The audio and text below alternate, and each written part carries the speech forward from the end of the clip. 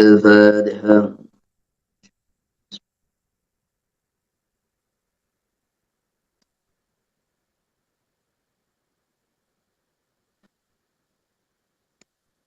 الفاتحة. Berbadi والبركة. الفاتحة.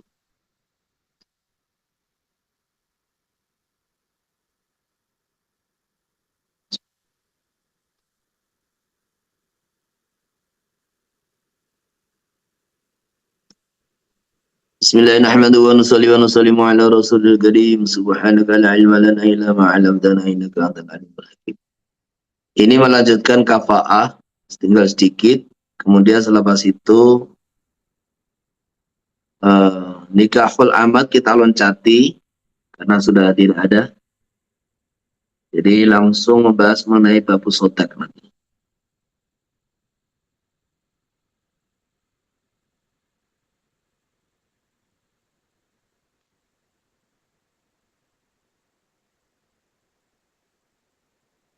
Bismillahirrahmanirrahim.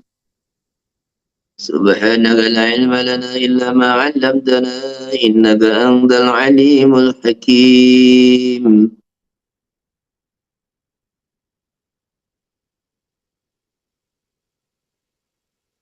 Kemarin membahas khisalul kafa'ah.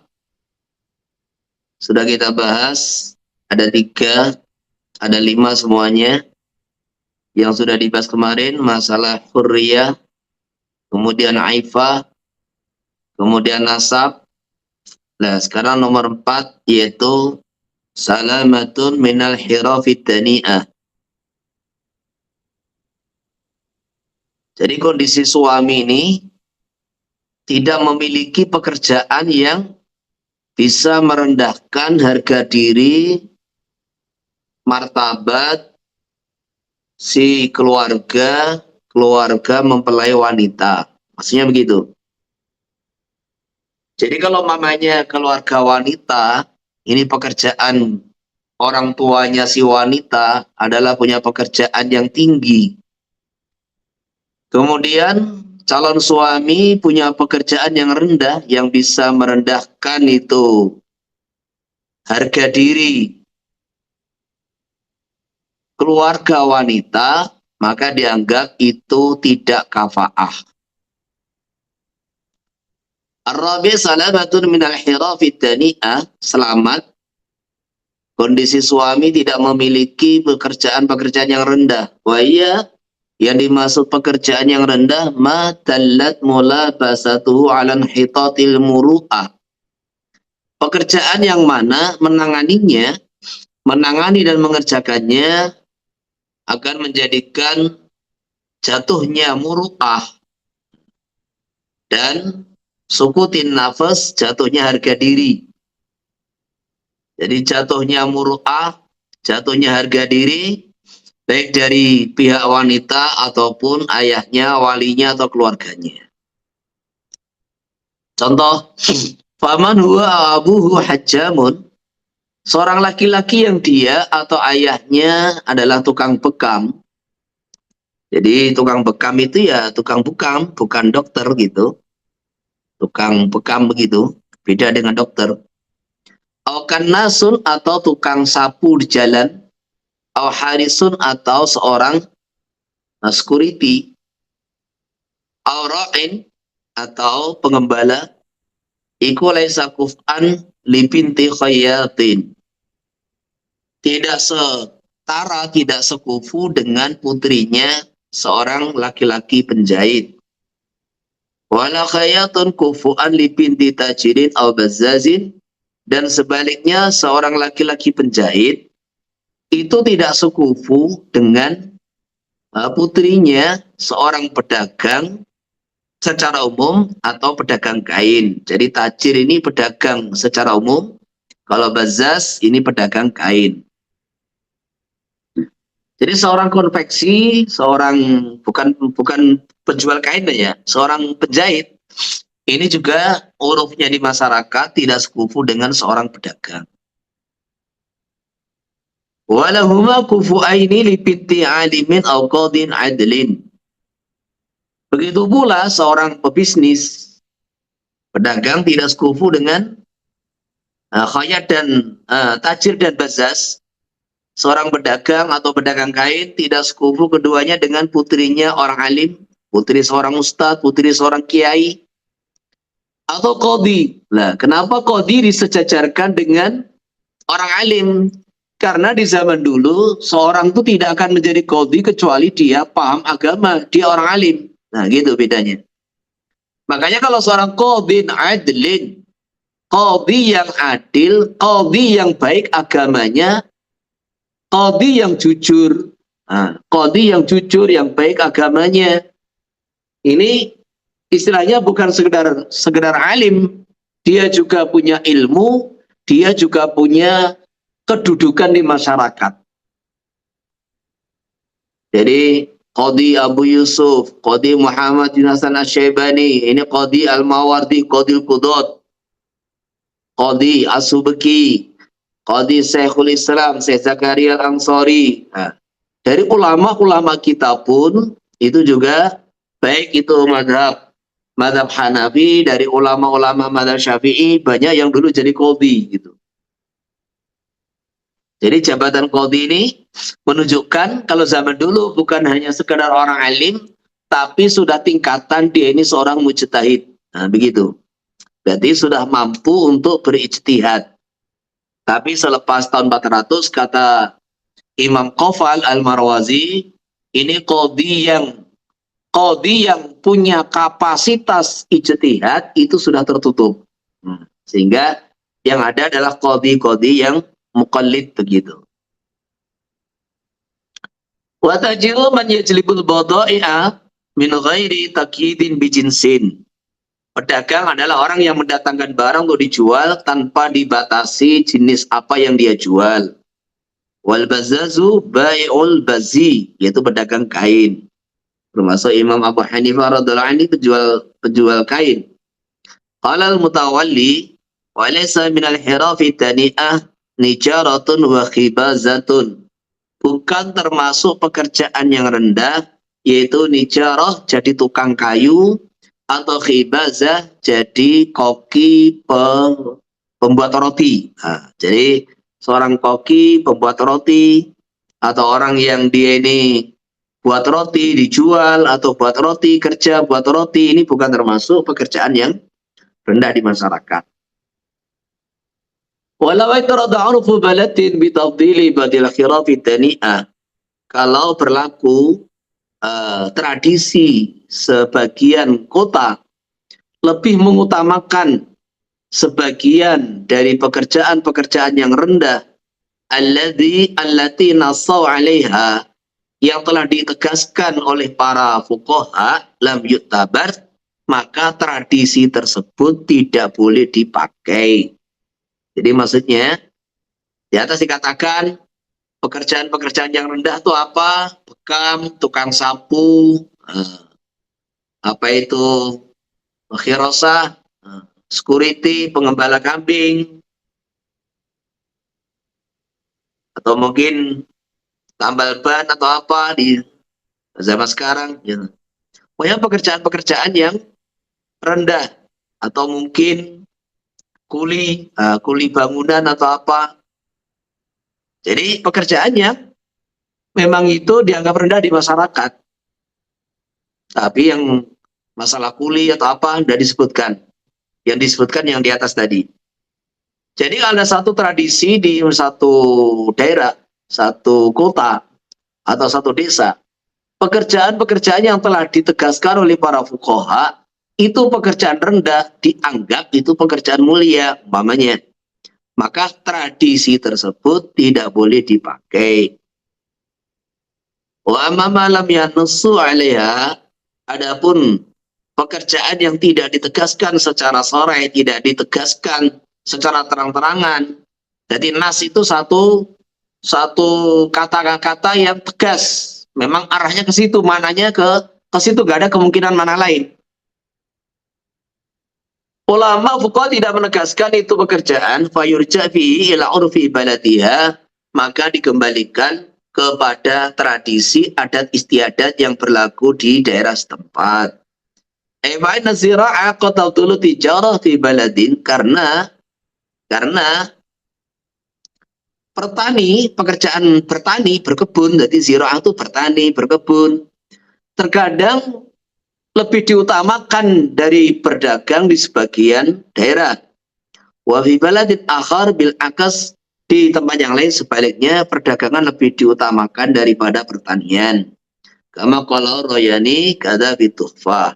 Jadi Royan itu satu kota yang ada di pantai Laut Hitam sana, ada di bagian negara Iran. Sehingga Imam Royani itu meninggal dunia ya karena tragedi orang-orang itu, orang-orang yang ekstrim daripada orang-orang Syiah itu. Kemudian yang kelima, salamatun minal uyubi. Jadi istilahnya gini ya, sekarang ini sering kita lihat di masyarakat, si wanita sudah cocok dengan seorang laki-laki, sudah aduk cinta dengan seorang laki-laki, lah kemudian ayahnya nggak setuju karena apa itu istilahnya pekerjaan calon suaminya itu ya nggak selevel gitu aja. Jadi karena pekerjaan calon suami nggak selevel, dipandang tidak kafaah.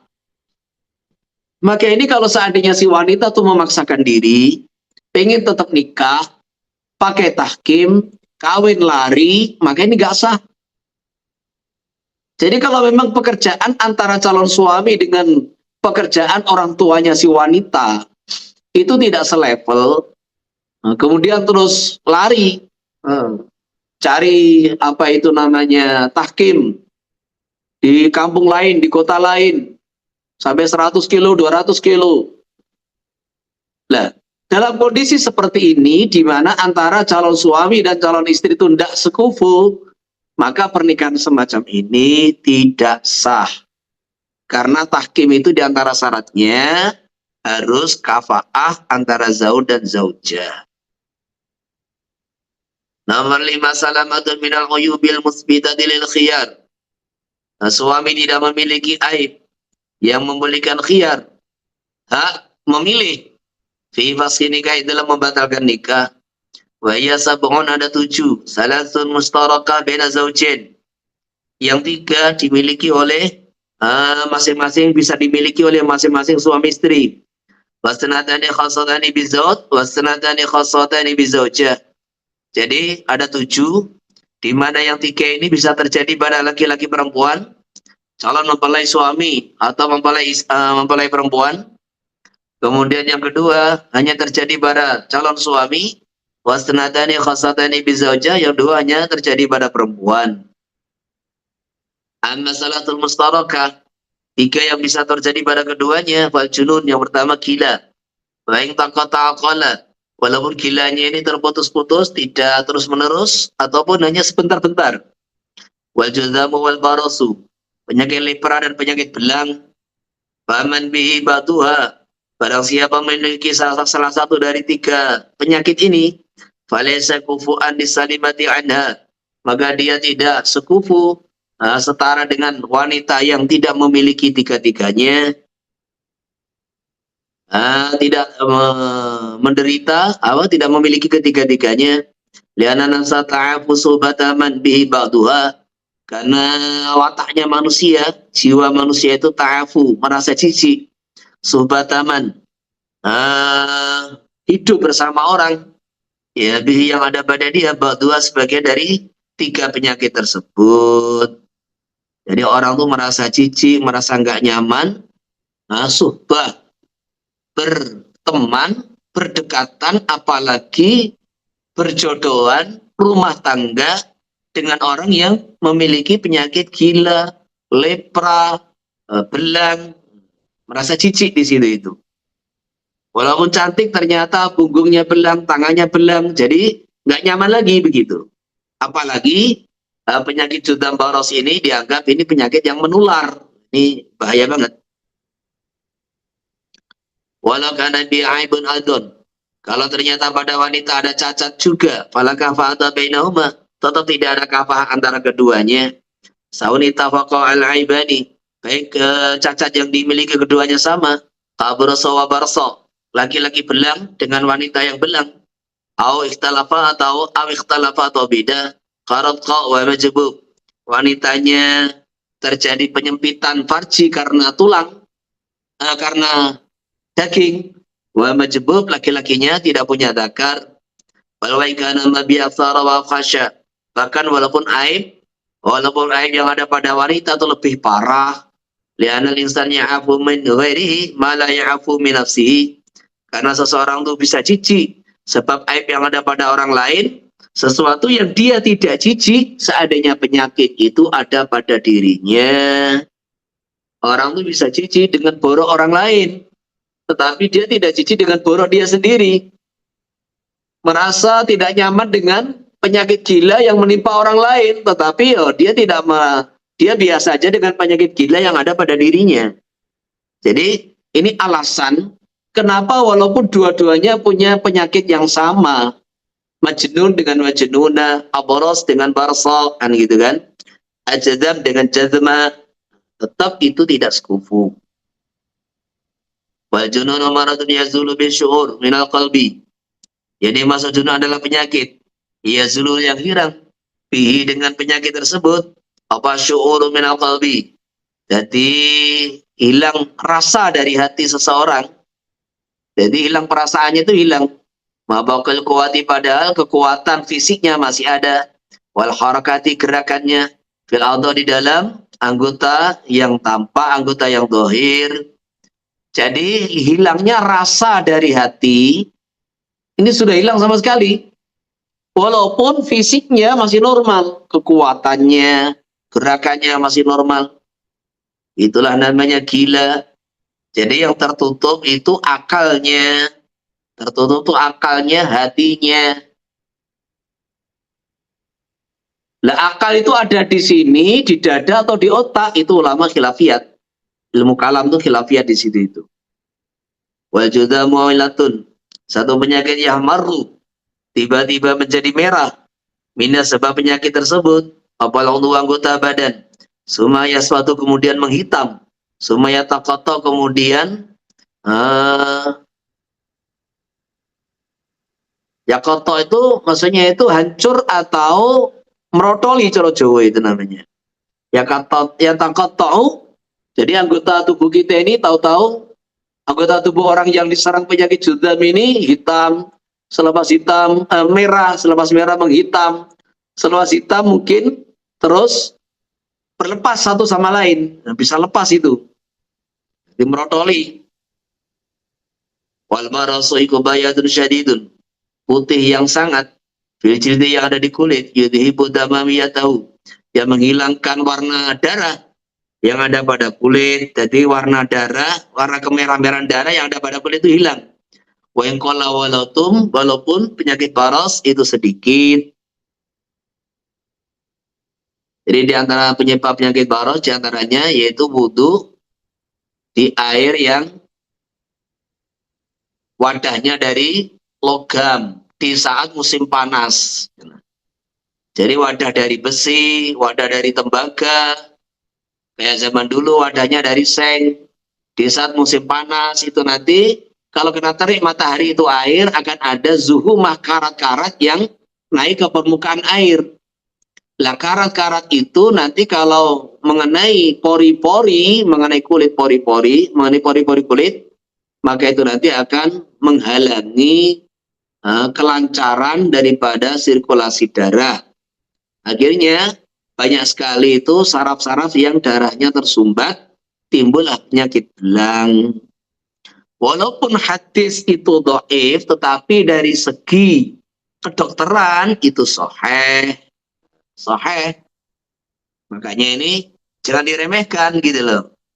Jadi wudhu di wadah dari logam selain mas perak, wadah yang bisa berkarat, di kala terik matahari, di mana sebab terik matahari itu, maka naiklah karat-karat yang ada di air itu naik ke permukaan, itu nanti kalau disiramkan ke anggota badan, akan menutup, meresap di pori-pori, kemudian terus menghalangi peredaran darah. Timbullah penyakit belang. Wa yastaratu sa'at bil jazami wal maras. Apa yakuna kullun minhuma mustaqiman. Adanya kedua penyakit itu mustahkim. Apa itu mustahkim? Biaisu la yaqbalul ilaja. Jadi mustahkim itu diartikan oleh para fuqaha tidak bisa diobati. Wa alamatul istiqabil awali, tanda-tanda penyakit ini sudah nggak bisa ditangani, nggak bisa diobati di dalam judam iswidatul udwi, jadi kulitnya itu bukan hanya merah, sudah menghitam. Itu tanda-tanda tidak bisa diobati di judam. Bisa di dalam baras ada muhmirarihi, tidak asrihi, tidak ada sama sekali warna merah ketika anggota tubuhnya itu ditekan, dipijat. Jadi ida asri udwihi, ketika tubuhnya itu dipijat, biasanya dipijat itu kan ada warna merah, ada merah. Ini sama sekali nggak ada, berarti kandungan darah di situ nggak ada.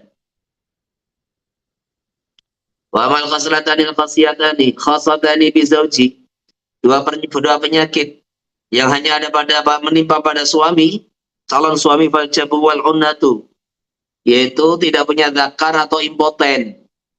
Jadi itu ada 4 istilah, ada namanya rojul, kemudian majbub, kemudian khosi, kemudian mamsuh, kemudian ainin. Ada 5 ya, ada 5. Jadi rojul, majbub, kemudian khosi, mamsuh, ainin. Nah gitu. Ini istilah bagi laki-laki, macam laki-laki. Rojul itu adalah laki-laki yang jantan namanya. Ar-rijal qawwamuna 'alan nisa, itu laki-laki jantan. Jantan itu apa? Punya zakar, punya telur, dan berfungsi. Itu namanya rojul. Nah kalau majbub, nggak punya zakar. Nah kalau khosi, itu nggak punya telur. Otomatis nggak punya telur, nggak punya energi, zakarnya nggak berfungsi. Maka khosi itu orang dikebiri. Dikebiri itu dipotong kedua telurnya supaya nggak punya syahwat. Nah, kenapa? Karena khawatir budak-budak laki-laki itu akan mengganggu keluarga-keluarga dari yang perempuan gitu. Jadi si sayyinya ini khawatir nanti istrinya, anak perempuannya diganggu sama budak laki-laki, maka dipotong itu telurnya. Kejam banget lah. Itu tindakan yang haram. Nah yang keempat adalah mamsuh, pakai hak. Mamsuh. Mamsuh itu laki-laki yang tidak punya zakar, nggak punya telur. Nah yang kelima inin. Nah inin itu punya zakar, punya telur, tapi nggak berfungsi. Namanya impoten. Nah ini ada yang bisa diobati, ada yang tidak bisa diobati. Di antara pengobatannya ya disengat pakai lebah. Ini sudah beberapa terbukti berhasil itu.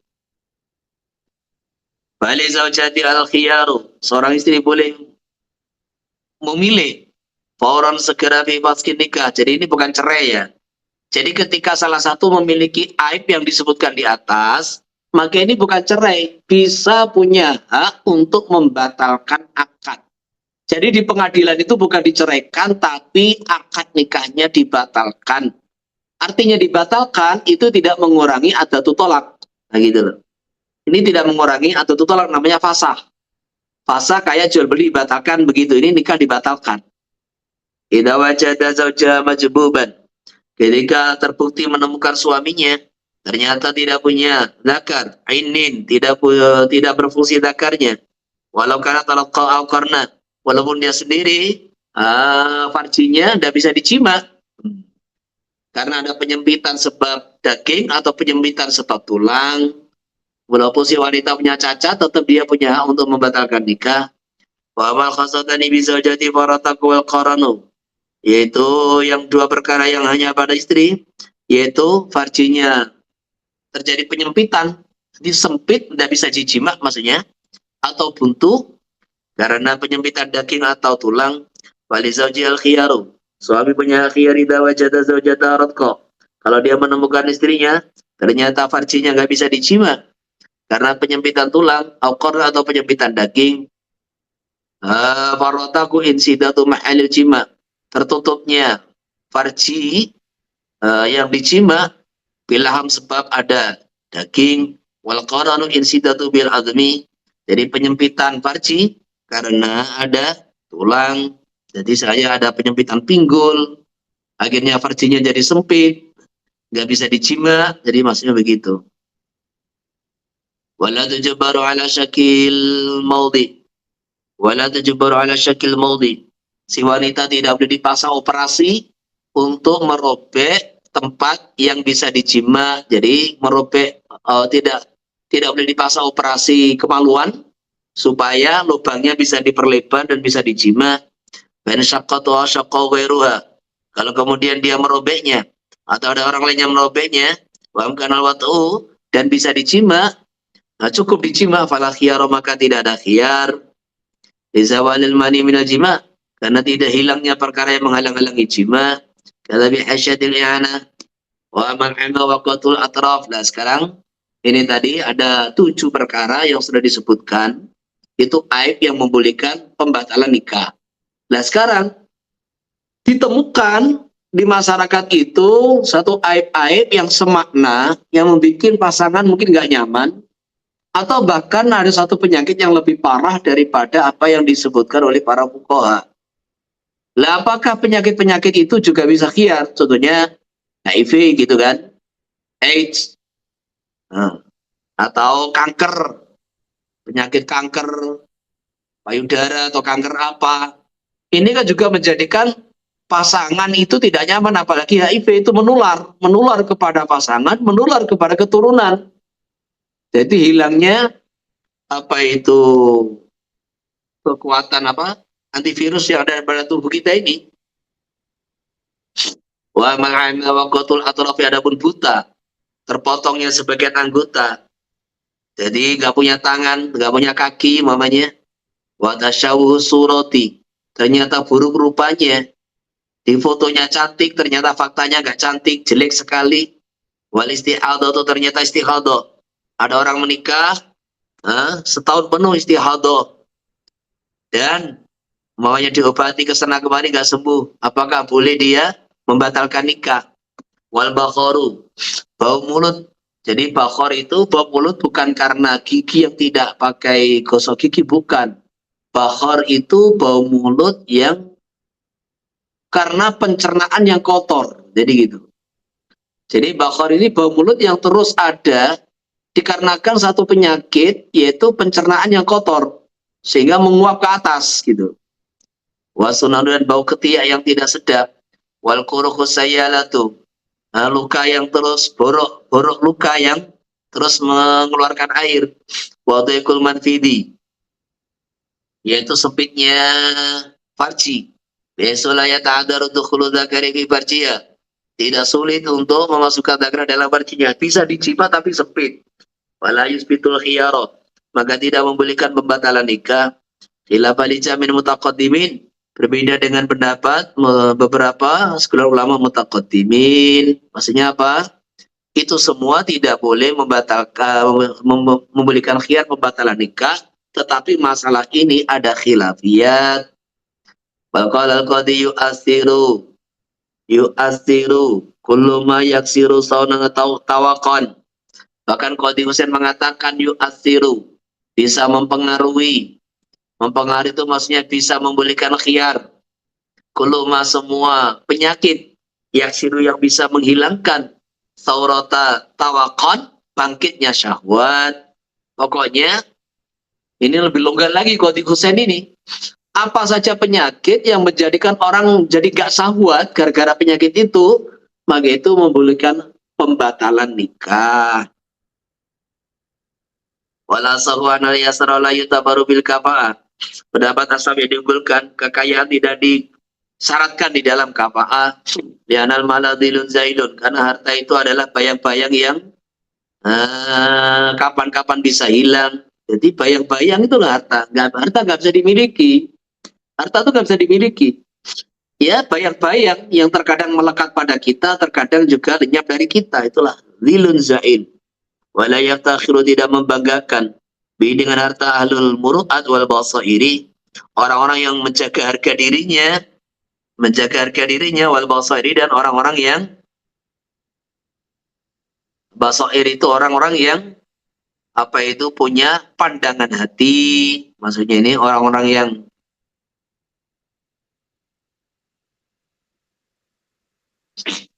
bukan hanya memperhatikan masalah fisik, tetapi juga ahli tasawuf itu loh. Jadi ahlul basair itu orang yang selalu memperhatikan sikap hatinya, selalu memperhatikan itu perubahan-perubahan hatinya, selalu menjaga hatinya. Nah, itu namanya ahlul basair. Jadi orang-orang yang punya harga diri, orang-orang yang selalu menjaga hatinya, yang dikasih ketajaman pandangan hatinya oleh Allah Subhanahu wa taala, maka itu tidak pernah membanggakan yang namanya harta atau materi. Tapi ini khilafiyat. Karena sebagian daerah ya kekayaan itu juga dipertimbangkan begitu. Jadi ada khilafiyat. Wala sawana ba'da khasalil fitra la yuqabalu bibadin. Sebagian perkara-perkara yang dipertimbangkan dalam kafa'ah tidak bisa diimbangi dengan yang lain. Fala yukabihu ma'ibun nasibun salimatan daniatan. Orang yang punya cacat, gila mamanya, nasibun yang nasabnya mulia, tidak seimbang dengan salimatan. Wanita yang tidak memiliki penyakit di atas, daniatan tapi rendah nasabnya. Wala ajamiyun abibun arabiyatan fasikotan. Laki-laki non-Arab yang baik agamanya tetap tidak seimbang dengan wanita Arab yang banyak dosanya, tertib banyak dosanya. Wala fasikun hurun, atau laki-laki pendosa, hurun dan merdeka, tidak seimbang afifatan atiqatan, seorang wanita yang baik agamanya walaupun dia seorang mantan budak. Walakinun afifun alimun, seorang budak yang baik agamanya, alimun yang ahli ilmu, tidak seimbang hurratan fasikotan daniatan, wanita merdeka yang pendosa dan rendah nasabnya. Bal yakfi sifatun naqsi fil man'i fil kriminal kafa'ah, bahkan sifat kekurangan sudah cukup di dalam menghalangi kafa'ah. Jadi walaupun itu si suami ini punya dua kelebihan, afifun alimun, aifah dan ilmu, tetapi dia punya kekurangan yaitu budak, tetap tidak seimbang dengan wanita yang punya satu kelebihan yaitu merdeka, dan dia punya kekurangan yaitu pendosa dan rendah nasabnya. Jadi pendosa dan rendah nasabnya nggak bisa. Maka bal yakfi sifatun naqsi fil man'i final kafaati. Jadi sifat naqas, sifat kekurangan tadi sudah cukup di dalam menghalangi kafa'ah. Idil fadilatu la tajburuha wa la tamna'u ta'ayyura biha. Karena wujudnya satu kelebihan tidak bisa menambal kekurangan. La tajburuha ai sifatun naqas. Dan bisa menghalangi orang merasa memiliki cacian, ta'ayyur, cacian orang dia dengan sifatun naqas. Jadi kemarin sudah sampaikan, jadi ta'ayyur itu orang itu ketika dia memilih menantu, yang menantu itu ada kekurangan-kekurangan, entah fisiknya memiliki penyakit, entah pekerjaannya, entah nasabnya, atau entah ini mantan budak, ini umum di masyarakat akan jadi bahan omongan orang gitu loh. Maka walaupun itu si calon suami punya kelebihan, tetap tidak bisa menambal kekurangan yang melekat pada dia dan juga tidak bisa menghindari cacian orang sebab keluarganya menerima kekurangan dia. Jadi kalau keluarganya ridho, halas, nggak ada masalah. Tapi walinya atau wanita gak ridho, nggak bisa dipaksa. Tambiun yustaratu bi jawazil faski biha. Disyaratkan dalam bolehnya fasa biha dengan cacat yang disebutkan di atas. Ayakuna bi huduril hakim. Harus di depan pengadilan. Walau taradaya bil faski biha. Kalau keduanya ridho pembatalan nikah biha dengan uyub. Min ghairi hakimin lam yanfud. Tanpa lapor ke pengadilan, tidak bisa dilaksanakan, tidak bisa dilanjutkan. Lakin yugni anhu muhakkam. Tapi bisa menggantikan hakim anu, menggantikan ini fasah anu daripada hakim qadhi sobal muhakkam bisa dengan syarat yang muhakkam wala ma'wujudil qadhi. Jadi kalau nggak bisa ke pengadilan, ini mengangkat seorang ustadz, orang alim yang faqih dalam bab pernikahan, kemudian dia akan jadi wali hakim untuk memutuskan masalah keduanya.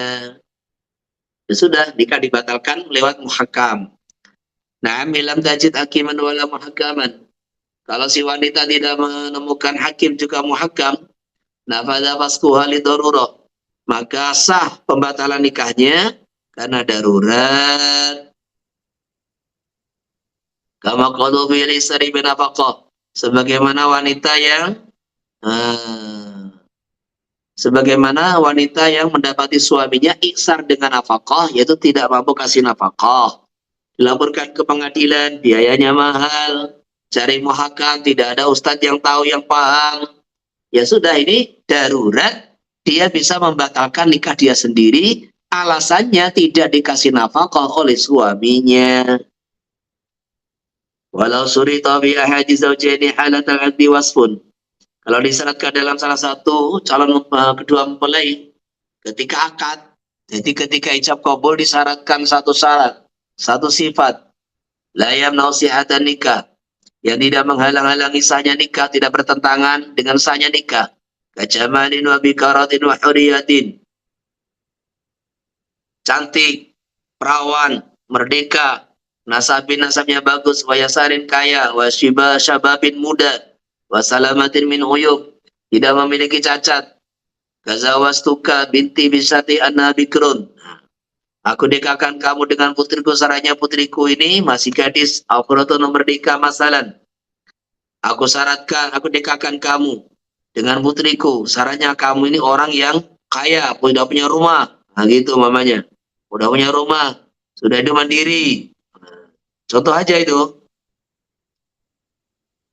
Sahhan nikah fa'ukhlifal masrud. Ternyata syarat tidak dipenuhi, sahhan nikah. Jadi walaupun syarat tidak dipenuhi, ternyata dia ini nggak cantik, ternyata dia sudah tidak gadis, ternyata suaminya nggak kaya, tetap nikah sah. Alasannya wadzalika li'anna khalfa syarti, karena pelanggaran tidak memenuhi syarat di dalam yusidil bai', ketika tidak membatalkan jual beli, al-mutatsira bi syurutil fasidah, yang terpengaruh apa jual beli dengan syarat-syarat yang fasidah, fanikahu aula. Maksudnya apa? Jual beli itu bisa batal dengan syarat-syarat yang fasidah. Tetapi jual beli dengan syarat semacam ini nggak apa-apa. Aku jual ini budak kepada kamu, syaratnya dia masih gadis. Aku jual ini budak kepada kamu, syaratnya, nah, begini. Itu tidak membatalkan akad, gitu, nggak membatalkan akad. Nah, ketika syarat semacam ini tidak membatalkan akad jual beli, apalagi nikah, gitu, itu tidak membatalkan, maksudnya begitu itu. Sumaina idza banal mausufutu nama surito. Kemudian kalau ternyata yang disifati di bawah apa yang disyaratkan, jadi ternyata di bawahnya ada, tapi di bawahnya nggak standar. Jaza maka boleh likulin minazaujen. Jadi nikah tetap sah. Dan ternyata itu nggak terpenuhi syaratnya atau kurang. Boleh bagi masing-masing zaujen al-khiyaru memilih dimaski nikah. Di dalam membatalkan nikah, walau bila qadir, walaupun tidak harus lapor ke qadhi, ke pengadilan. Wa in bana misla masurita khairan. Kalau ternyata yang disyaratkan itu persis seperti yang disyaratkan, al-mausuf yang disifati persis seperti yang disyaratkan atau lebih baik, khairan mimma surita, sah nikah maka nikah sah, wala khiyara dan tidak ada khiyar li'anna musawin akmal, karena yang disifati itu sesuai dengan syarat atau lebih baik. Walau syarata azwaju ana la yatazawwaju illa in kanat bikran. Sebaliknya suami mensyaratkan dia tidak akan menikahi dia kecuali kalau dia ini gadis. Wa wajada sayyiban. Ternyata dia dapati, jadi wajada berarti sudah merasakan, sudah dijima, dirasakan, ternyata dia ini janda. Lah nggak bisa membedakan, Mbak. Ya mungkin suaminya sudah pernah menikah. Tetapi si wanita mengingkari, dia menuduh hilangnya bikarah, indau dijima suaminya, diwati dengan watinya suami, itu dengan selain wati. Pangkara moko ingkar sapa zaud sudikot biyamini halita fil faski. Jadi pernikahan disyaratkan gadis, kemudian sudah terjadi hubungan suami istri, maka suami komplain, nah kok kamu sudah tidak gadis, komplain. Si wanita mengatakan, saya ini gadis, saya ini sekarang udah gadis ya karena gara-gara kamu yang pertama kali membuli saya. Maka kalau masing-masing nggak ada yang mau ngalah, perkara dibawa ke pengadilan atau dibawa ke mahkamah, subiqat biyaminiha. Si wanita yang dibenarkan ditabil faski untuk menolak pembatalan nikah. Lakin yusadaku wa biyamini litasdiril mari. Tetapi suami dibenarkan untuk membagi 2 mahar, intalaqa qablal wati, kalau dia menceraikan sebelum mati. Wa qasabaka bayanu adabil jima wa mayataqalau bi babi adabi nikah. Jadi masalah bab jima ini saya pindah. Jadi di sini di Fathul Mu'in ada pembahasan adab-adab tata cara jima. Itu saya pindah ke depan karena apa itu namanya? Lebih sesuai lil munasabah. Oke. Ada pertanyaan? Kalau ada kita pindah. Izin bertanya, Kiai. Ya.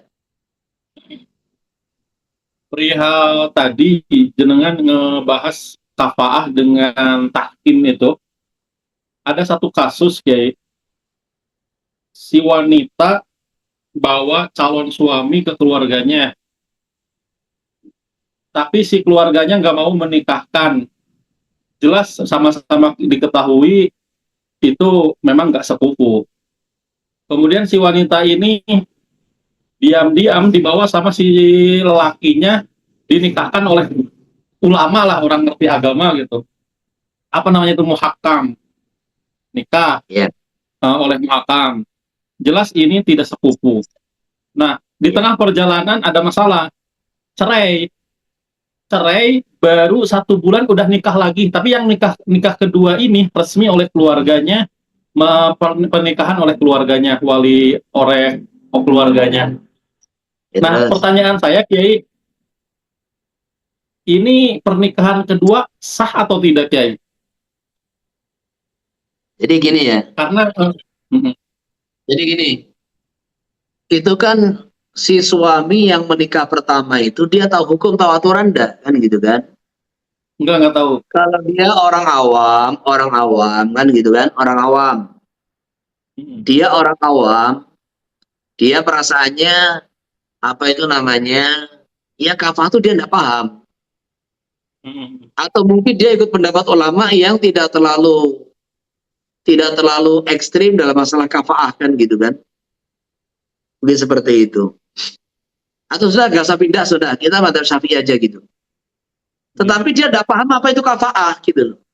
Sehingga dengan dia ini nikah lewat tahkim, perasaan dia itu sah. Pernikahan itu sah. Sudah sesuai dengan aturan, yaitu tahkim, dia bawa lari. Dia kumpuli.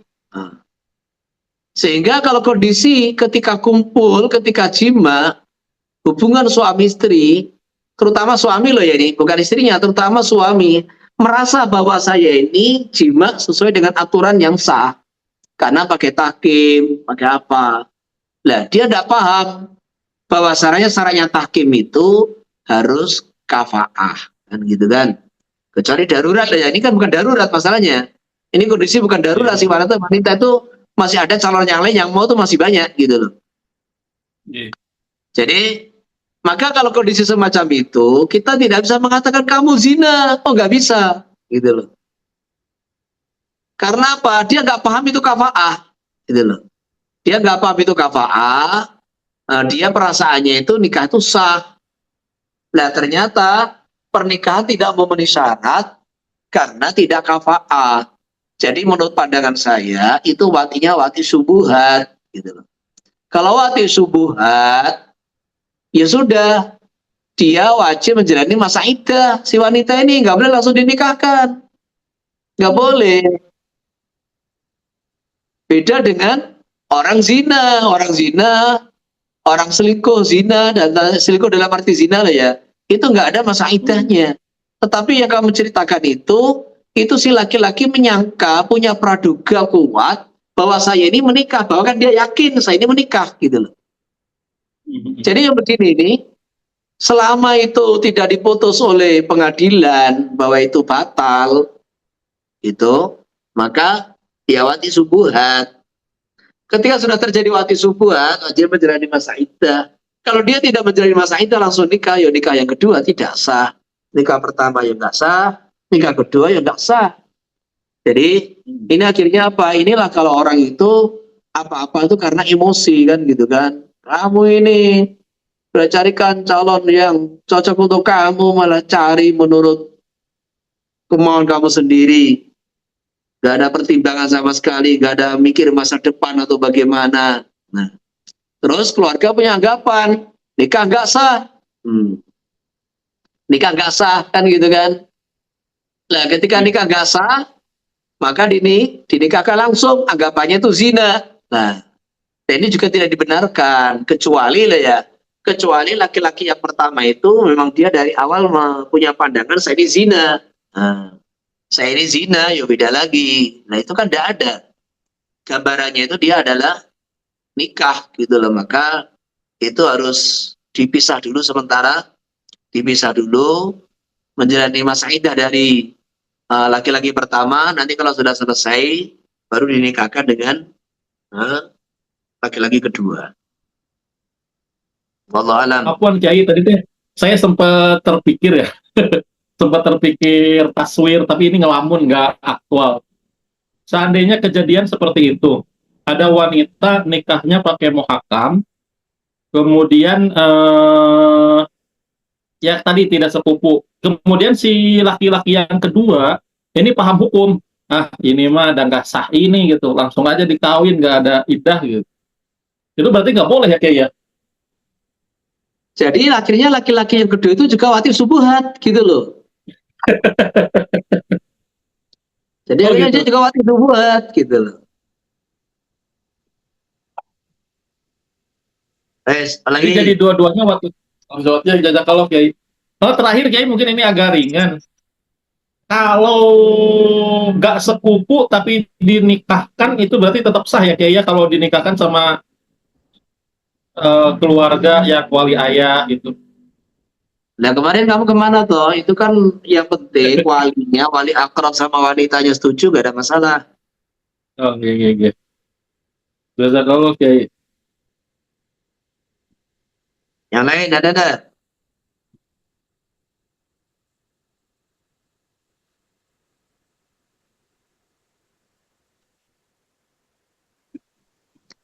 Kalau nggak ada pertanyaan, lanjut bab sodar. Halaman 71 ya. Jadi ini masalah sodar ini juga masalah penting. Hukum kaitan dengan mahar, mas kawin. Ini juga banyak orang awam tidak tahu beberapa hukum yang kaitan dengan mahar ini.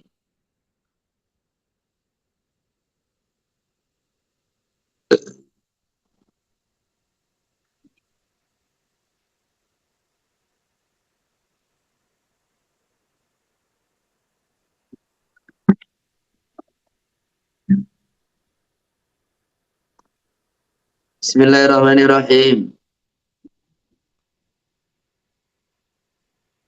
Jadi bab dengan sodak nanti ada pembahasan kapan mahar itu dibayar semua, kapan dibayar hanya separuh, dan ada kondisi pula terkadang mahar itu batal semua. Nah, ini kita sebagai laki-laki juga harus tahu ini. Kayak mamanya itu contohnya, kayak mamanya itu kemarin mamanya ada orang tunangan, tunangan, kemudian kasih hadiah-hadiah. Ini satu pembahasan dalam kitab kan.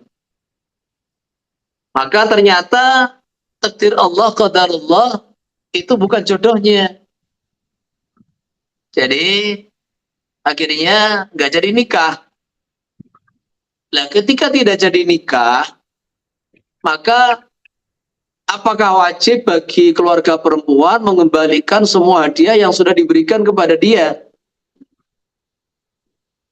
Maka ini dibahas dalam kitab-kitab fikih itu, seorang laki-laki dia memberikan hadiah tujuannya apa? Toh dia kasih hadiah tujuannya supaya dia sampai puncaknya menjadi istrinya, sampai ijab kabul. Jadi hadiah tunangan, seserahan itu semua tujuannya adalah pemikat, biar tambah ada kuat ikatan, sampai kapan? Sampai ijab kabul resmi jadi suami istri. Jadi kalau ternyata itu batal, maka pihak laki-laki boleh meminta kembali semua seserahan yang diberikannya. Dan ketika suami itu menuntut, calon suami menuntut kembali, wajib bagi keluarga perempuan untuk mengembalikan semua. Wajib. Jadi seperti itu penjelasannya diantaranya. Babu sodak babu lagi sodi wakasriya sodak sidako ma wajib nabi nikahin awatin atau tafidi butin kohron. Sodak adalah sesuatu yang diwajibkan sebab adanya akad nikah, ijab kabul nikah, atau sebab adanya wati, atau menghilangkan farji secara paksa, kayak doain, waruju'i syuhudin, atau menarik kembalinya saksi. Jadi gini, ketika ada orang nikah, ijab kabul nikah, maka menyebutkan mahar itu gak wajib. Kenapa tidak wajib? Karena mahar bukan rukun nikah. Tetapi dengan adanya angkah tuka dan qabil tu nikah, ini otomatis wajib ada mahar. Wajib ada mahar. Lah ada mahar itu mahar musamma, mahar yang disebutkan dalam ijab kabul, ada kalanya mahar itu mahar misil kan gitu kan. Yang jelas setiap ada pernikahan dipastikan harus ada mahar. Yang kedua karena wati, ya termasuk tadi wati subuhat, ya tadi ceritanya di situ, pertanyaan Dede tadi. Jadi pernikahan yang pertama itu tidak sah. Ketika tidak sah artinya apa? Ketika tidak sah maka mahar yang musamma disebutkan dalam akad batal, wajib dikembalikan. Lah kemudian karena terjadi wati, lah wajib bayar mahar misil. Jadi ketika akad tidak sah, mahar musamma batal. Tetapi gara-gara ada wati subuhat, maka ini wajib bayar mahar misil. Nah, di antara yang wajib sebab mati itu apa? Apa itu namanya? Termasuk diperkosa. Jadi orang yang dipaksa diperkosa itu, dia ini berhak menuntut mahar kepada laki-laki yang memperkosanya. Kalau dia gadis, ini ada unsur jinayat. Jadi kalau gadis ada unsur jinayat. Ini dibahas dalam bab jinayat. Itu apa? Orang diperkosa, maka dia bisa menuntut laki-laki yang memperkosanya, satu, yaitu mahar misil. Yang kedua, karena dia kehilangan bikaroh, kehilangan itu keperawanannya, maka ini terjadi jinayat. Lah jinayat bikaroh itu jinayat yang tidak muqaddar. Jinayat yang apa itu dendanya itu tidak muqaddar. Karena apa? Satu nyawa 100 ekor unta. Tangan kanan 50 ekor. Satu jari 10 ekor. Lah farji ini laisa laha muqaddarah. Diyatun muqaddarah nggak ada. Gimana? Maka begini caranya. Jadi wanita ini kalau seandainya dia ini budak, ini cara menghargai keperawanan. Nah, seandainya dia ini budak, dia gadis harga berapa? Oh, kalau dia gadis harga 20 juta. Nah, selepas dia tidak gadis gara-gara pernah dijima sekali, maka berapa? Oh, ini menjadi 15 juta. Udah 15 juta. Atau mungkin ya 15 juta lah gitu. Berarti kurangnya berapa? Kurangnya itu 20%. 5 juta. Jadi gadis 20 juta. Selepas gak gadis umpamanya 15 juta. Berarti kurangnya 20%. Bukan kok dikasih uang 5 juta, bukan. Tetapi apa? Ambil 20% daripada diyatun kamilah. Sehingga akhirnya apa? Dia wajib membayar 20 ekor unta. Jadi laki-laki yang memperkosa tadi wajib membayar mahar misil dan wajib membayar arsul jinayat, yaitu izalatul bikarah, dengan prosentase nilai turun harga wanita seumpama dia gadis dan seumpama dia ini sudah tidak gadis. Ini turunnya berapa persen? Lah, turun berapa persen itulah diambilkan dari harga diyatun kamilah, nominal diat yang sempurna, yaitu 100 ekor unta. Jadi seperti itu. Nah, kalau dia ini turunnya cuma 2 juta, dari 20 jadi 18. Lah 2 banding 20 berarti 10%. Maka akhirnya apa? Keliru ya. Tadi kalau dari 20 menjadi 15 berarti 5 itu 25%, bukan 25%. 25 ekor unta. Tetapi kalau dari 20 menjadi 18, 2 juta. 2 juta banding 20, 1/10. Maka 10 ekor unta. Ini bab jinayat yang tidak banyak orang tahu gitu loh. Jadi dia bisa menuntut mahal kepada laki-laki yang telah menodainya dan telah memperkosanya.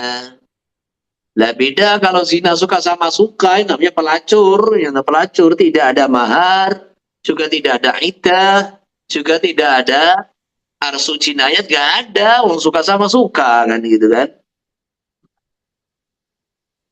Ini sekelumit kaitan dengan jinayat. Autafidi bud'in kohron. Jadi menghilangkan hak farji secara paksa. Contohnya apa? Ini banyak contoh, namanya seorang menikah dengan wanita, terus dia poligami. Istri kedua umurnya 1 tahun. Istri kedua umurnya 1 tahun. Nah kemudian istri kedua ini disusui oleh umpamanya mahramnya suami, disusui ibunya umpamanya.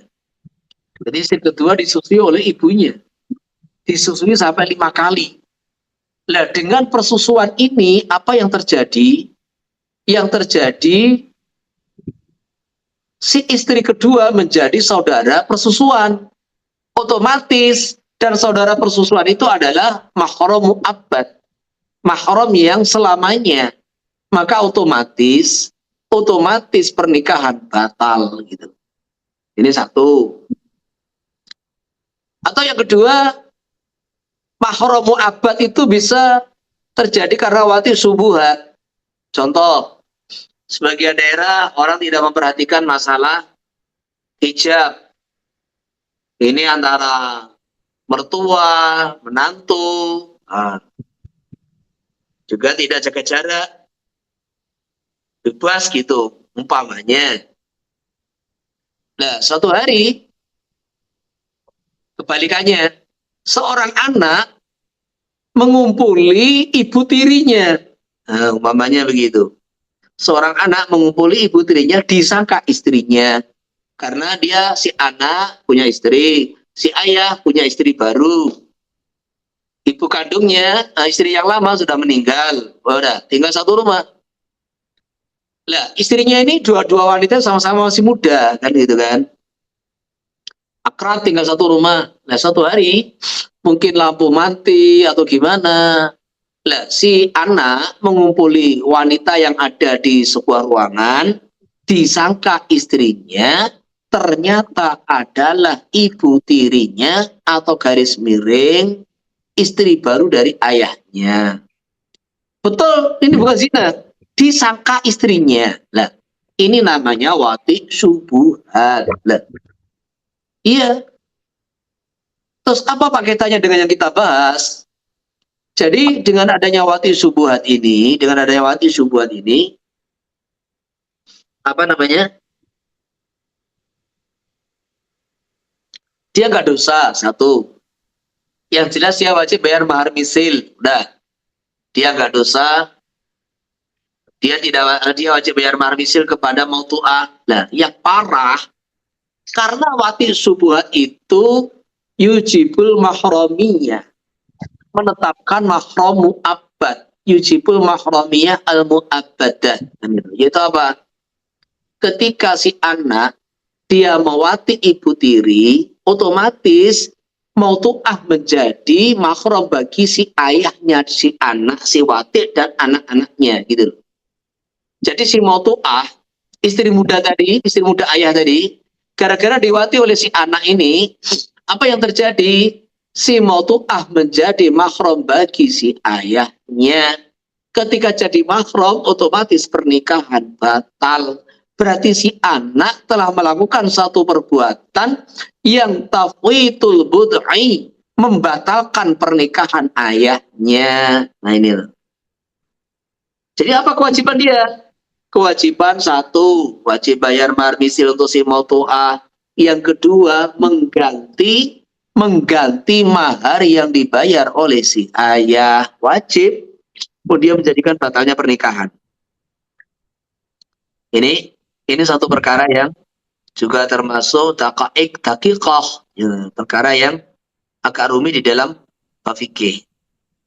Wa sumiya bidzalika, dinamakan dengan sodak li isyarihi bi sidqi ragbati badili, karena oleh menunjukkan sodak dengan kesungguhan cinta, kesungguhan keinginan, dengan kesungguhan keinginan orang yang menyerahkannya finikah di dalam nikah, alladzi wal aslu fi ijabihi, yang merupakan asli dalam diwajibkannya mahar, wakila sodak mawajaba bitasmiyati fil akdi. Sodak adalah sesuatu yang wajib ketika disebut dalam akad. Mahar mawajaba bi ghairi dzalik, sesuatu yang wajib dengan selain itu, mungkin dengan wati atau apa kan gitu.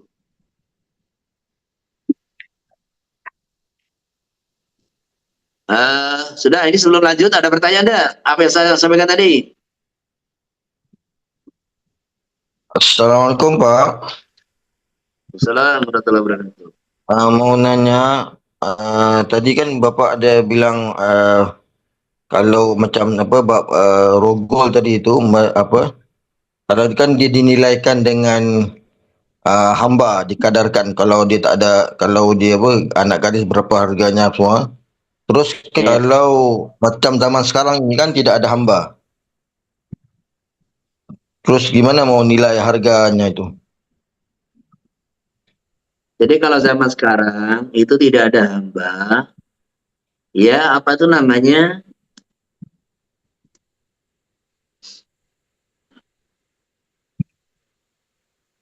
Belum menemukan jawaban.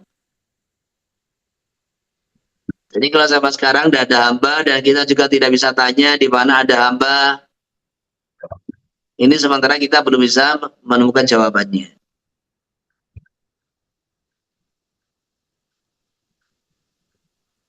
Nanti dicari dulu. Baik Pak.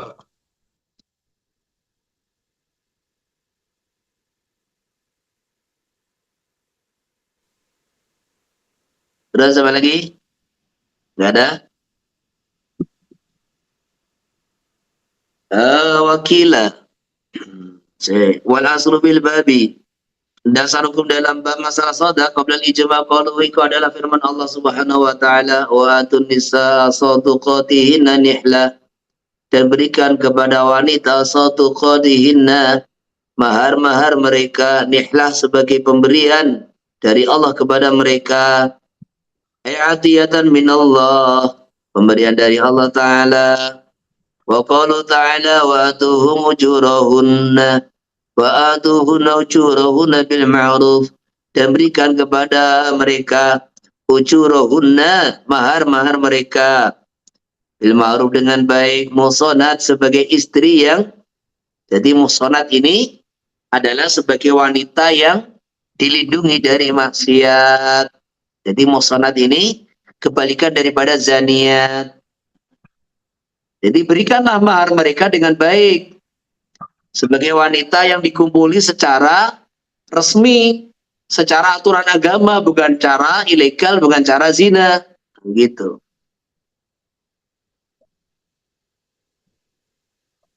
Wa qala sallallahu alaihi wasallam li muridi tazwiji, dan sabda baginda Nabi sallallahu alaihi wasallam kepada seorang laki-laki yang ingin tazawud, ini bukan tazwid ya, li muridi tazawuji, seorang laki-laki yang pengen nikah. Jadi ada seorang wanita menghadap baginda Nabi sallallahu alaihi wasallam pengen dinikahi baginda Nabi. Maka baginda Nabi sallallahu alaihi wasallam melihat dari atas ke bawah dan tidak tertarik. Maka seorang sahabat langsung menawarkan diri, ya Rasulullah, zawijniha, nikahkan saja wanita ini dengan saya. Maka baginda Nabi sallallahu alaihi wasallam bertanya, apakah kamu punya maharnya? Gak ada ya Rasulullah, kecuali sarung izar yang ada pada saya. Iltamis walau khataman min hadid, pulanglah kamu ke rumah, cari cincin walaupun dari besi. Cari apa yang ada di rumah, gak punya apa-apa. Disuruh cari lagi, gak punya apa-apa. Maka terakhir, apakah kamu punya hafalan Quran? Punya, surat ini, surat ini, surat ini. Ya udah, aku nikahkan kamu dengan dia, bima ma'aka minal Quran, dengan Al-Quran yang melekat pada kamu. Jadi ini dasar, termasuk dasar disyariatkannya itu mahar. Wa yusanu tasmiyatu bil aqdi, disunahkan menyebutkan mahar dalam akad. Walau bitazwiji amati bi abdihi, walaupun yang dinikahkan adalah amat perempuan dengan budak laki-laki miliknya. Wa kana min fitati, yang kedua, disunahkan apa itu namanya? Adanya mahar dari perak. Jadi sunahnya mahar itu dari perak. Lili tiba kronikus sunnah Nabi Fima, dalam dua perkara di atas. Jadi menyebutkan mahar, kemudian adanya mahar dari perak. Wa dama naqsi min asyarati an asyarati darahim wa khalisatin, jangan sampai mahar itu kurang dari 10 dirham perak murni. Nah 10 dirham itu kira-kira sekarang ya 1 juta lah gitu. 1 juta sekarang, 1 dirham itu ya 110.000, 100.000 itu. Ya jangan sampai kurang dari 1 juta lah, ini sunnahnya. Dan Imam Abu Hanifah radhiyallahu anhu la yujawizu iddat tasmiyah aqalla minha, karena Imam Abu Hanifah radhiyallahu tidak membolehkan ketika mahar disebutkan, tidak membolehkan aqalla minha, kurang dari 10 dirham. Wa tarkul mughalati bihi, dan disunahkan tidak jadi membuat mahal bibi dalam mahar. Wa tarku ziyadati, dan tidak melebihi ala khamsati mi'ati dirham, di atas 500 dirham. Astiqati banatihi wa azwajihi, itulah maharnya putri-putri Nabi dan istri-istri Nabi sallallahu alaihi wasallam. Jadi agama memberikan aturan itu sangat adil. Mahar itu jangan terlalu murah lah, karena kalau terlalu murah kamu itu tidak menghargai istri kamu, sedangkan kamu mampu. Tapi juga jangan terlalu mahal, tarkul mughalah, jor-joran mahar. Nah gitu. Jadi gimana toh? Loh, Kalau orang tuh orang kaya, raya, mau kasih mahar 1 miliar, 2 miliar juga nggak ada masalah. Sayyidina Umar bin Khattab radhiyallahu an, beliau itu, jadi ada beberapa keluarga itu ceritanya kan kasih mahar mahal. Maka Sayyidina Umar melarang, jangan terlalu mahal. Maka ditegur oleh seorang perempuan. Wahai Amirul Mukminin, Allah saja gak melarang, kenapa kamu melarang? Wa ataitum ihdahunna qintara. Qintara. Qintar itu malan katsir. Qintar ini malan katsir, satu harta yang banyak begitu. Tapi itulah, fikih ini membuat aturan yang sedengan tengah-tengah. Jangan orang tuh nikah, mahar terlalu murah, sehingga timbul kesan seolah-olah tidak menghargai istrinya. Tapi juga jangan nikah itu jor-joran mahar, kan gitu kan. Mughalah. Mughalah itu kan mufa'alah. Mufa'alah itu kan musabaqah. Jadi jor-joran. Berlomba-lomba mana yang paling banyak. Nah ini juga sunnahnya dihindari gitu. Sunnahnya dihindari. Nah yang terbaik adalah mengikuti nominal mahar yang itu dijadikan sebagai maharnya istri-istri baginda Nabi Sallallahu Alaihi Wasallam dan putri-putrinya, yaitu 500 dirham. Nah, 500 dirham itu berapa? Nah, kalau 1 dirham itu 100.000, ya 500 berarti 50 juta gitu loh. Sekitar 50 juta. Nah, terus kita ini bagaimana? Kalau kita sebagai pihak suami, maka memberikan yang terbaik itu ya dianjurkan, yang penting tidak mughalah gitu. Sayyidina Umar bin Khattab radhiyallahu an pernah kasih mahar ini salah satu istrinya, yaitu Sayyidah Ummu Kulthum, yaitu putri Sayyidah Fatimah radhiyallahu anha, cucu baginda Nabi sallallahu alaihi wasallam. Maharnya tidak sedikit, 40.000 dirham. Bukan 500 dirham, 40.000 dirham. Jadi itu kalau di 120 kilo perak. Jadi itu kalau dirupiahkan berapa itu ya? 4 miliar jadinya begitu. 4 miliar jadinya. Nggak ada masalah ketika mampu dan niatnya karena menghargai saya ini menikahi cucu Rasulullah Sallallahu Alaihi Wasallam. Yang penting itu jangan dijadikan mughalah. Apa tuh mughalah? Tren. Orang nikah kalau maharnya nggak mahar nggak bisa. Nah, orang nikah kalau nggak mewah nggak bisa. Ini yang jadi masalah gitu loh. Sedangkan nikah itu ya sesuai kemampuan. Sahabat nikah mas kawin murah, ya ada. Nah, karena nggak mampu kayak tadi, maharnya itu cuma mengajari Quran juga ada. Nah, kondisi kita di masyarakat juga begitu. Ada orang mampu, ada orang tidak mampu. Maka nggak usah bikin tren, nggak usah gitu loh. Falyufiq dzu sa'ati min sa'ati, wa ashiruhunna bil ma'ruf. Ya sudah, laki-laki ini silahkan nikah sesuai kemampuan masing-masing. Dia kasih mahar kalau mampu 500 dirham itu yang terbaik. Kalau nggak mampu ya semampunya, gitu kan. Bikin walimah minimal sunnahnya seekor kambing kalau mampu. Kalau nggak mampu ya semampunya. Jadi fleksibel gitulah, supel gitu aja, fleksibel gitu aja lah. Wa yajuzu mal karahati ikhlaul aidi min tasmiyati ijma'an. Boleh tapi makruh mengosongkan nikah tanpa menyebutkan mahar menurut kesepakatan ulama. Jadi makruh, sepakat makruh kalau nikah tidak disebutkan mahar. Wa qad tajibu tasmiyatu li aridin. Terkadang menyebutkan mahar itu wajib karena satu alasan baru. Karena maratu gara jaizati tasarruf. Wanita ini orang yang tidak boleh bertasarruf. Eli siguri ajrina sabahin. Wanitanya sagira atau majnunah atau safiha, maka mahar disebutkan biar tahu supaya tidak ditipu. Jadi jelas. Wa kullu ma sa'akanu zamanan aw ma bi ansakanu sadaqan. Semua sekarang apa itu yang bisa dijadikan mahar? Apa saja yang bisa dijadikan sebagai thaman, harga pembelian, amabian atau dijual, sahakanu sodakon, maka sah jadikan sebagai mahar, wa qala walaupun sedikit, lisyati kauni iwadon, Karena sahnya adanya ma sebagai alat tukar menukar. Bainau kita bima la yutamawalu. Kalau nikah diucapkan bima dengan mahar yang tidak ada nilai harganya, kanawatin wa hasatin, satu biji gandum, satu biji kerikil, kami bandijan, tangkai terong, watarki haji qadhafi, meninggalkan had qadhaf. Had hukuman tuduh zina. Sahah nikah, nikah tetap sah. Wa fasadati tasmiyatu, tetapi penyebutan mahar batal. Li khuruji anil iwadiyah, karena keluarnya musamma dari kelayakan dan sebagai alat tukar menukar. Jadi khuruji anil iwadiyah, dia telah keluar dari sifat yang layak dijadikan sebagai alat tukar menukar. Wa rajali maril mislima, kembali kepada marmisil.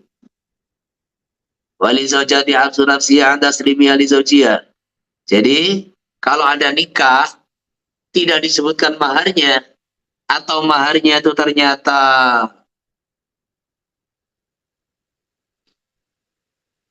ya sudah, ini masalah lain, ini masalah lain. Udah. Jadi apabila sebuah pernikahan gini, apabila sebuah pernikahan itu disebutkan mahar sekian dan disebutkan di situ cash, maka selama mahar belum diserahkan oleh suami kepada istri, istri boleh menahan dirinya untuk tidak dikumpuli oleh suaminya, dan itu tidak dianggap sebagai nusus gitu. Wali zaujati habsu nafsiyah an taslimiyah li zaujiha. Seorang wanita boleh menahan dirinya untuk menyerahkan dirinya kepada suaminya walaupun tidak ada udzur, litakbidha al-mahra, tujuannya untuk menerima mahar al-muayyana yang ditentukan dalam akad, awal wal hal, dan yang cash dalam akad. Sawan kullu abadu, baik semua atau sebagian. Taf'ali darari fawatil bud'i, karena menghindari bahayanya kerugian, hilangnya manfaat budu. Wajibu alaihi tadiyatu, maka wajib atas suami menunaikan mahar. Qala sallallahu alaihi wasallam, baginda Nabi sallallahu alaihi wasallam bersabda, awalu ma yus'alu 'anil mu'minu min tuyunihi sadaqu zaujatihi. Pertama yang akan ditanya oleh Allah kepada seorang mukmin, pertama yang seorang mukmin akan ditanya oleh Allah, itu juga boleh. Atau pertama kali yang Allah tanyakan kepada seorang mukmin di hari akhirat, min tuyunihi, dari hutang-hutangnya, iku sadaqu zaujati, adalah mas kawin istrinya yang belum dibayar. Wa qala sallallahu alaihi wasallam, man dzalama zaujatahu bismi sadaqiha laki Allah Ta'ala yaumil qiyamati wa wazanin. Barang siapa mendolimi istrinya mengenai mas kawinnya dengan tidak membayarnya atau menguranginya, laki Allah Ta'ala, maka dia akan berjumpa kepada Allah Ta'ala yaumil qiyamati, di hari akhirat, wa wazanin, sedang dia dihukumi sebagai orang yang berzina, sebagai pezina. Amal muajalu, adapun mahar yang belum jatuh tempo, mahar yang ditempo tidak cash, wala tabisu nafsaha bisababihi, dia tidak bersih menahan dirinya dengan sabab muajjal liridho abitajil, karena dia ridho dengan mahar yang ditempo. Falau halal ajalu qabla taslimiha nafsaha li zauji, kalau ternyata jatuh tempo apa muajjal, temponya datang, temponya jatuh, temponya tiba sebelum dia menyerahkan dirinya kepada suami, fala hafsa bil asali, tetap dia tidak boleh menahan dirinya menurut pendapat ashab yang diunggulkan. Liana qad wajaba 'alaiha an tusalima nafsaha, karena dia telah wajib menyerahkan dirinya kepada suaminya qabla al-hululi, sebelum jatuh tempo. Fala yartafi bil hulul, orang hilang apa itu hukum wajib taslim dengan jatuh tempo. Wa yasqutu haqqul abasi li zaujati biwati zaujiyah ta'iyatan kamilatan. Jadi hanya menahan diri, jadi istri boleh menahan dirinya, tidak menyerahkan kepada suami, ini gugur ketika sudah diwati oleh suaminya dalam kondisi taat dan balik akil, sempurna itu balik akil. Adapun amal mukrahah, balik akil dan kemauan sendiri, jadi balik akil lah, toyah itu kemauan sendiri, kamilah dan balik akil. Adapun wanita yang dipaksa dan anak kecil dan orang gila, falahunal habsu ba'da zawalil ikrah, maka dia boleh menahan dirinya selepas hilangnya pemaksaan, wa badal bulughi wal ifaqati, selepas balik dan selepas sembuh dari gilanya. Naam law salama wali as-saghira limajruna limaslahatin ta'udu ilaiha, kecuali kalau wali menyerahkan istri yang masih kecil atau gila karena ada masalah yang kembali kepada dia, karena nafkah diserahkan supaya mendapat nafkah wal kiswati dan pakaian, maka hadiah atau menjaga dirinya, walaysa alal habsu badal kamal, maka dia tidak boleh menahan dirinya dari dikumpuli suaminya selepas dia balik atau sembuh dari ginanya.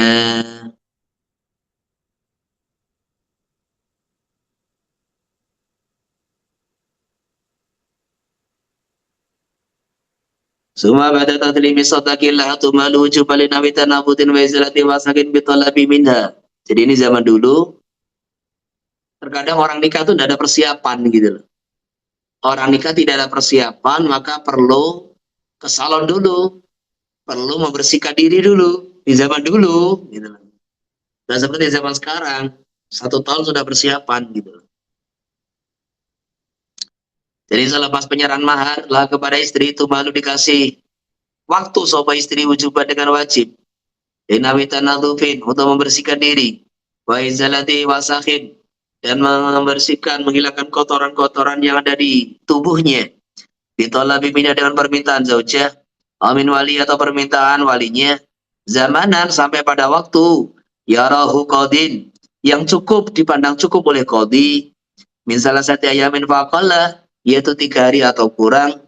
Wala tumalu lingkitai haidin wa nifasin, maka tidak perlu dikasih waktu sopo ibro'ah untuk menunggu mampetnya haid atau nifas. Liana muddatahuma qatatulu, karena masanya haid nifas terkadang panjang. Wa yatatamatu, dan bisa suami bersenang-senang mahuma bersama haid dan nifas bila watin tanpa wati. Hatta law khasiyat annahu yata'uha bil haidi, sehingga seandainya, jadi maksudnya itu walaupun haid itu kan bisa diajak berjumpa oleh suami walaupun itu bukan wati gitu.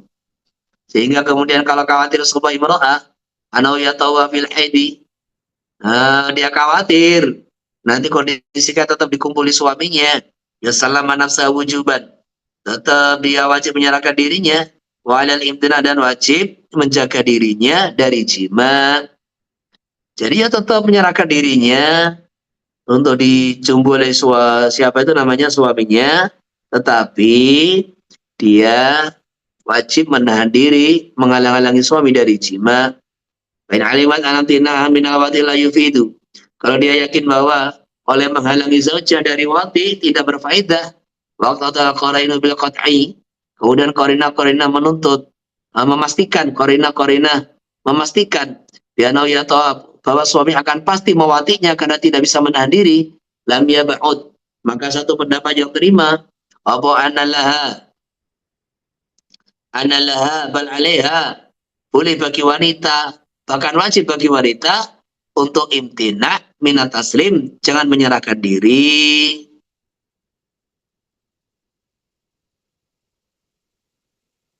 Ini ketika yakin suami tidak bisa menahan dirinya. Alama qala Ibnu Hajar, sebenarnya Ibnu Hajar. Walau angkakal wali saghiratan aw majnunatan aw rasyidatan bikran bila idnin. Kalau seorang wali menikahkan anak wanita yang masih kecil atau gila atau sudah dewasa tapi gadis tanpa izin, jadi nikah dengan paksa. Biduni mahri misrin, ternyata maharnya di bawah mahar misil. Aw ayana lahum qadran fa naqasa anhu, atau si wanita rasyidah tadi minta nominal mahar tertentu, kemudian naqasa anhu, wali mengurangi daripada nominal yang diminta oleh rasyidah. Atlaqat idna, atau dia memutlakkan idin, walam tata'arra limarin, dan tidak menjelaskan berapa maharnya. Fanaqasa an mahri misrin, ternyata wali mengurangi dari mahar misil, sah nikah, maka nikah tetap sah di mahri misrin, tetapi dengan mahar misil alal asahi, di fasadil musamma, krono batalnya fasadnya mahar yang disebutkan. Kama idza qabila nikah litiflihi, sebagaimana seorang wali qabul nikah untuk anak kecilnya, bifaqi mahri misrin, dengan mahar di atas mahar misil, min mali, diambil dari hartanya si tiflun, maka nikah tetap sah dengan mahar misil, bukan dengan mahar musamma. Walau tawafaqu ala faidi masalan, Wa waqa'al 'aqdu 'ala alfain lazimal alaf. Kalau ada orang rembukan, ini maharnya 2 juta. Tetapi nanti disebutkan dalam akad 1 juta. Nah, gitu. Jadi sepakat 2.000 dirham. Tapi disebutkan 1.000. Awaqal ittiba' ala alfin. Wa waqa'al 'aqdu 'ala alfaini atau sebaliknya. Sepakat nanti yang dibayar 1.000, nanti yang disebutkan adalah 2.000. Ya lazimu alfani, maka yang wajib adalah apa yang disebutkan dalam akad yaitu 2.000. Nah, itibaran bil aqdi krono memandang akad nikah. Jadi dalam surah pertama disepakati 100 juta. Tapi nanti disebutkan 50 saja. Kenapa? Jangan banyak-banyak. Nanti didengar masyarakat kurang baik. Kurang baik. Belum pernah zaman Kiai Zairon rahimahullah, ada seorang santri putri itu nikah maharnya 25 juta. Zaman itu 25 juta itu sangat banyak. Terbanyaklah zaman itu. Maka oleh beliau itu tidak disebutkan. Maka ketika ijab kabul pakai bahasa Indonesia, beliau sampaikan, aku nikahkan kamu dengan fulana binta fulan yang telah mewakilkan kepada aku dengan mahar yang telah disepakati berdua. Dengan mahar yang telah disepakati kedua belah pihak. Jadi kenapa? Karena ini kalau disebutkan terkadang itu didengar itu jadi wah kan gitu kan. Nah, beliau mungkin kurang suka di situ itu. Maka akhirnya apa? Akhirnya ya yang disepakati keduanya itu 25 juta itu gitu loh. Cuma namanya nggak disebut. Nah di sini mungkin ada orang mau nikah itu maharnya berapa? 100 juta. Dan 100 juta di kampung tuh jadi didengar tuh bagaimana gitu. Biar kita tidak terlalu bikin omongan atau bagaimana, sudah sebutkan aja 10 juta. Jadi disepakati 100 juta, tetapi yang disebutkan 10 juta. Ya nanti yang wajibnya 10 juta gitu loh. Atau sebaliknya, wah kita ini kan keluarga besar. Masa nikah cuma mahar 10 juta? Janganlah. Ya udah gak apa-apa, kita sepakat 10 juta tapi disebutkan 50 juta. Kalau ketika akad disebut 50 juta, ya yang wajib 50 juta. Jadi kesepakatan tidak ada gunanya gitu loh, kesepakatan nggak ada gunanya. Karena definisi di atas yang dikatakan mahar adalah apa yang diwajibkan sebab akad nikah. Definisi di atas. Ada utawi kila perincian. Iku ida utawi kila pernyataan iku ida la ilam yatakarrar al-aqdu. Ketika akad tidak berulang, yatakarrar kalau akadnya berulang, beno kita siran bi alfin. Suma'ida caran bi alfaini tajamulan. Nah, ada orang nikah siri dengan Pak Yai, maharnya 1.000. Kemudian ngundang KUA, acara rame, disebutkan 2.000, tajamulan. Ya sandiwara maksudnya, supaya dapat surat nikah gitu aja. Ya lazima ma waqa'a alaihi al-aqdul awwalu. Maka wajib bayar mahar yang disebutkan dalam akad pertama, sawan qalla au katsura, sedikit atau banyak. Ya ibrah bil aqdil awali, karena yang dipandang adalah akad yang pertama itu yang sah. Wa masani bahwa lagin, adapun akad yang beratul lagin sia-sia. La ibratalah, tidak ada anggapan sama sekali menurut syariat. Wa yajibu wati subatin mahar mislin, ya tadi diwajibkan sebab wati subuhat mahar misil listifai manfaat al-buti. Alasannya dia sudah ambil manfaat, yaitu manfaat menikmati farji. Kan wati imratan bin nikahin aw syira'in fasidin, kayak tadi mewati seorang wanita dengan nikah yang fasid atau pembelian yang fasid. Awati aha yadunuha halilatahu, atau dia memati wanita ajnabiyah disangka istrinya atau amatnya. Wala yata'addatul mahar bi ta'addudil wati, ini tahaddada syubhat, dan mahar tidak berbilang dengan berulang-ulangnya wati selama syubhatnya sama. Contohnya nikah 3 tahun, selama 3 tahun jima, tidak tahu sudah berapa ratus jima. Lah itu kan subuhatnya sama. Itu apa subuhatnya? Disangka pernikahan sah, ternyata batal, ternyata fasid, kan gitu kan. Maka selama ratusan kali itu jima, ya mahnya tetap satu. Jadi mahar musamma batal, dia wajib bayar satu mahar mithil, walaupun jimanya sudah ratusan kali. Labain ta'adatul subuhatu. Kalau subuhannya berbilang, ta'adatul mahru, maka mahar juga berbilang. Contoh, kan mata imra'atan marratan binikahin fasidin. Dia wati seorang wanita sekali dengan nikah fasid. Wa furiqa bainakuma, kemudian diketahui nikahnya fasid, akhirnya dipisah. Sumawati amaratan ukhra binikahin fasid. Dia wati lagi, diulangi nikahnya. Jadi nikah pertama sudah terjadi wati 1 bulan, diputus, oh nikah nggak sah. Oh, diulangi nikah kedua. Jadi dengan nikah yang lain. Awati ahayatun wa zaujatahu. Ini namanya kan subuhan yang lain. Atau diawati seorang wanita disangka istrinya. Suma'alimal waqi. Kemudian dia tahu ternyata dia jenabiyah. Sumawati amaratan ukhra yadunna zaujatahu. Dalam kondisi lain terjadi lagi seperti itu. Nah, jadi 2 kali mewati wanita disangka istrinya, ternyata bukan. Awatiha binikahin fasid wa yufarraqu bainahuma. Atau diawati seorang wanita dengan nikah fasid kemudian dipisah. Sumawatiha maratan ukhra yadunna zaujatahu. Dengan praduga dia adalah istrinya. Abil atau sebaliknya. Fafi jami'i ma dzukira, dalam semua surah di atas, surah pertama, kedua, ketiga, ada 3 surah yang ta'adatul mahru, maka maharnya berbilang bihasabi ta'adudi subuhat, sesuai bilangan subuhat.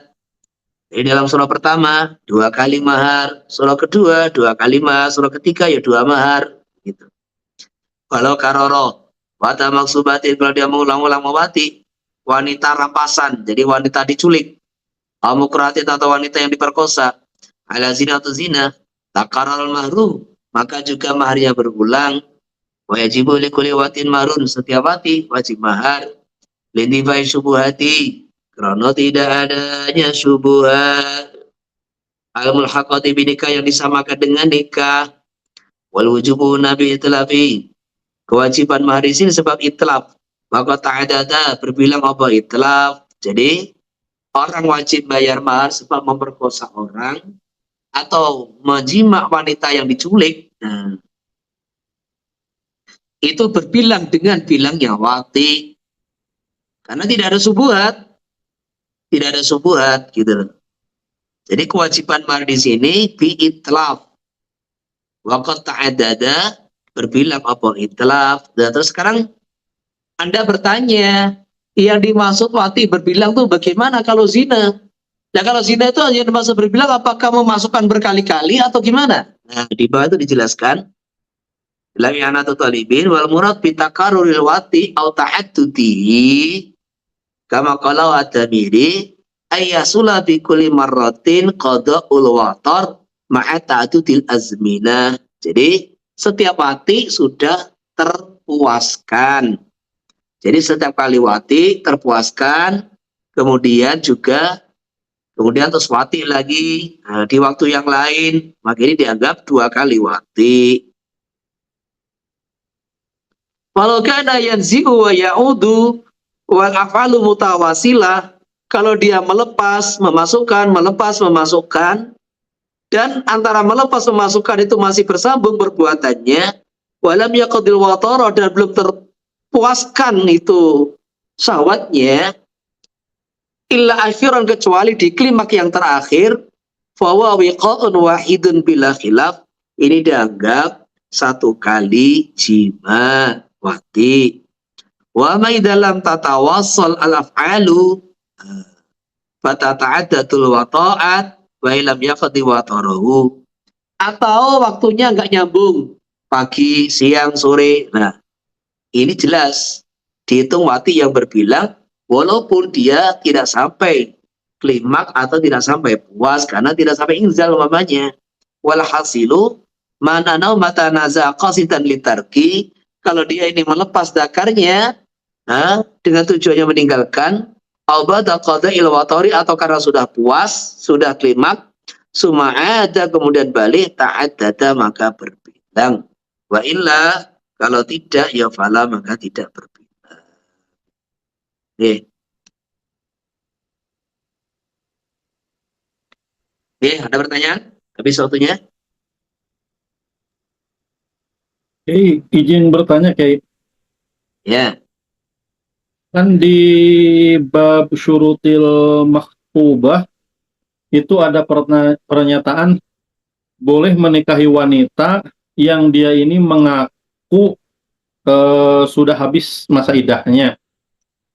Nah, Terus, pengakuan ini wajib diketahui oleh wali atau cukup wanita itu ngomong ada yang dengar, Kiai? Ini pertanyaan pertama, Kiai.